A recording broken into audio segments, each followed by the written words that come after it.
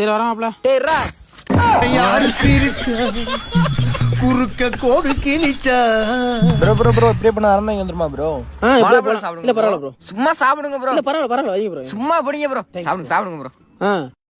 இப்படியே போனா வரும் ப்ரோ. அது எப்பறம் வரும்? நம்ம தான்டா போணும்.